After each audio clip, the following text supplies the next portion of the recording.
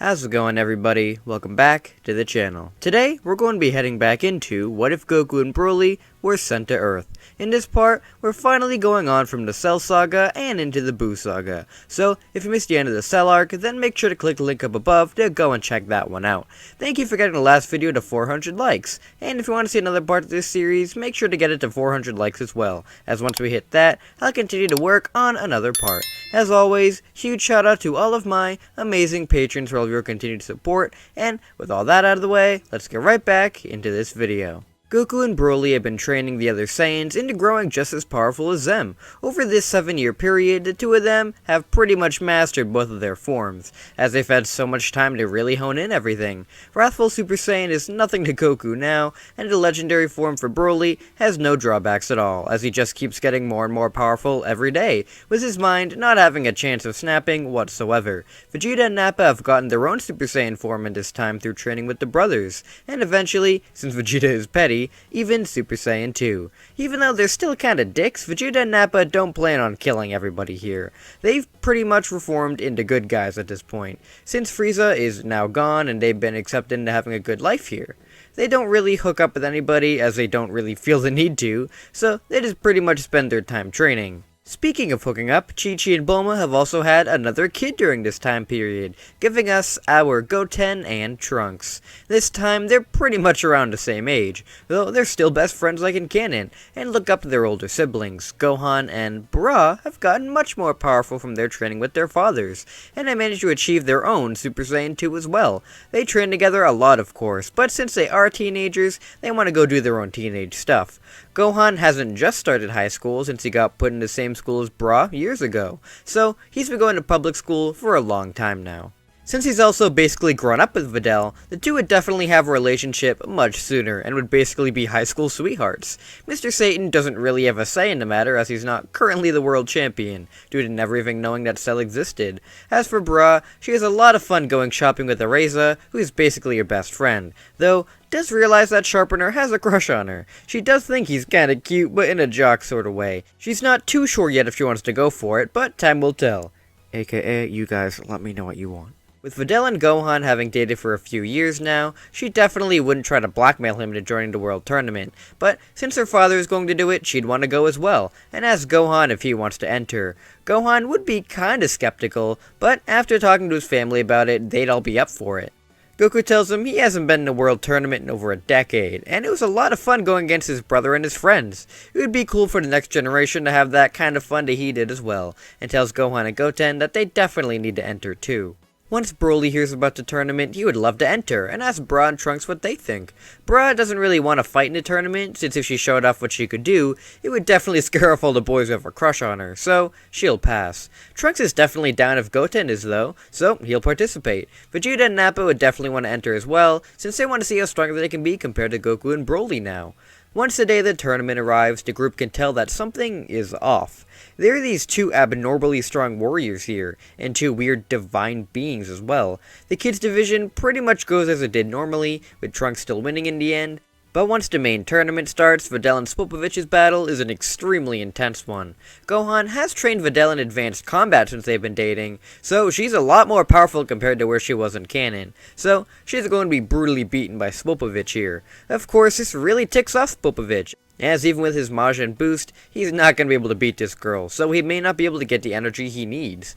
Yamu then comes in to help him out, and the two together are a little more than what Videl can handle. Gohan isn't going to stand for this and transforms into a Super Saiyan to get them off of her. Seeing this kind of power makes the two realize that this is the one, and they go to take Gohan's energy. Shin stops Gohan like normal, and the two take his energy, then fly back off to their master. Shin and Gabito make sure to let the Z Fighters know their plan, so once Gohan is healed by Gabito, they fly off to go and deal with the two Majin servants.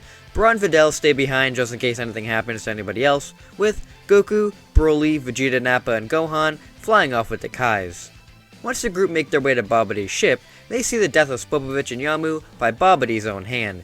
To make matters worse, Deborah instantly appears in front of the group and blasts Kibito into nothingness. Deborah then spits out, having it land on both Goku and Broly. turning them into stone. Hey everybody, sorry to interrupt the video, but it's sponsorship time. This video is sponsored by Fandom Ion, who sells some really great anime and manga merch, and a bunch of other cool merch for some pretty cool prices, such as Marvel merch as well for all you Marvel nerds like me. If you want to get these fine items for an even lower price, then make sure you click the link in the description down below and put in a discount code DAMON for not 5% off, but 10% off of your order. Again, that's code DAMON for 10% off of your order. Hopefully, you won't regret your purchases. Now, let's get back into the video. Gohan yells out going to help them, but Shin yells that if he touches them, they could break, and the only way to turn them back is to kill Deborah. Gohan isn't going to let this demon get away with turning his father and uncle into stone, so flies into Babidi's ship with Vegeta and Nappa to stop him.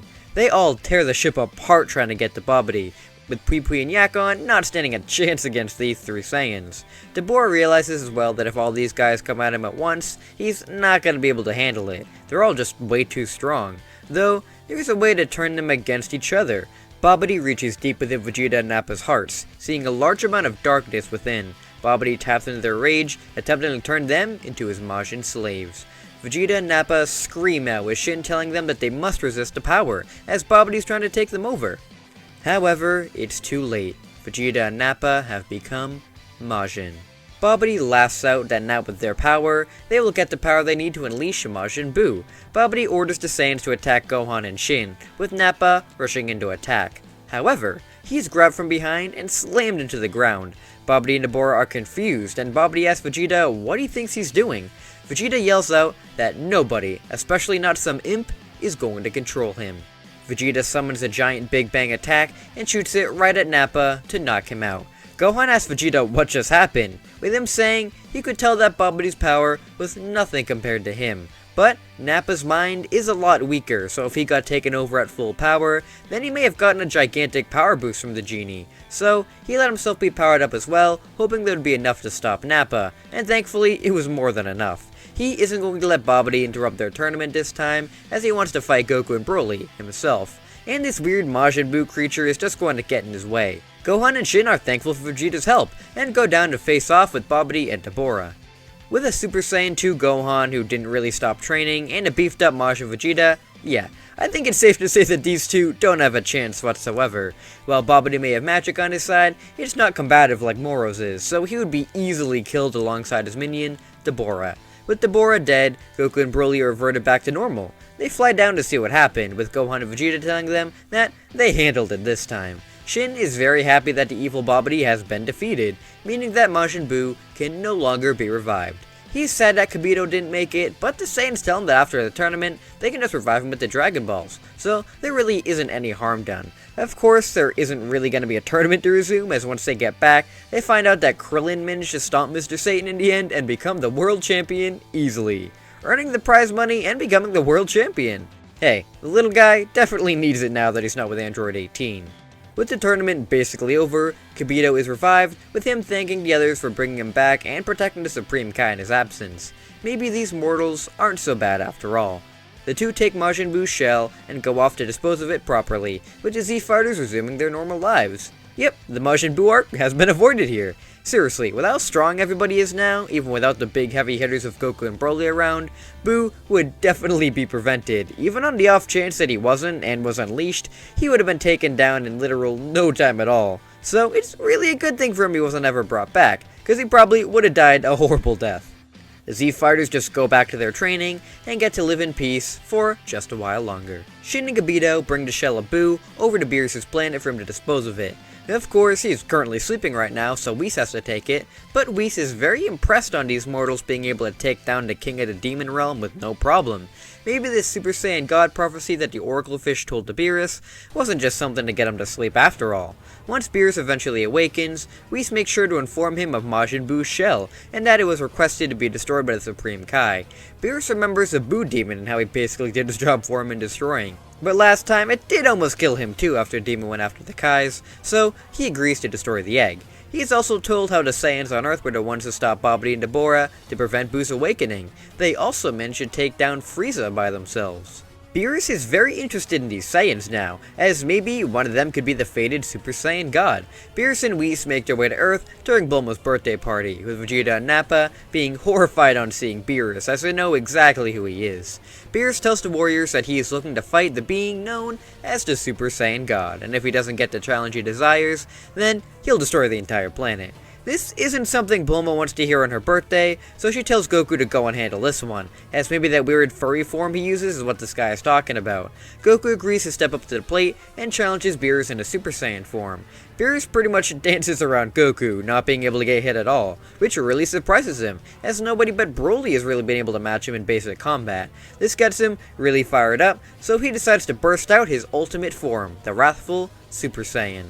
Beerus looks at this form and admits he's a lot more powerful than he thought he would be. This red fur, could it be that essence he saw in his dream? He's not so sure. The god tells Goku to come at him, and the two super warriors clash. Will Goku be able to defeat Beerus in his Wrathful Super Saiyan state? Well, you're just gonna have to wait until next time. Hope you guys all enjoyed our heroes living in peacetime, preventing Boo from being unleashed, and the beginning of the battle with Beerus. Remember, if you guys want to see the next episode faster, then let's see if we can get this video to 400 likes. As once we hit that, then I'll make sure to make another part. Thank you all so much for watching, and until we meet again.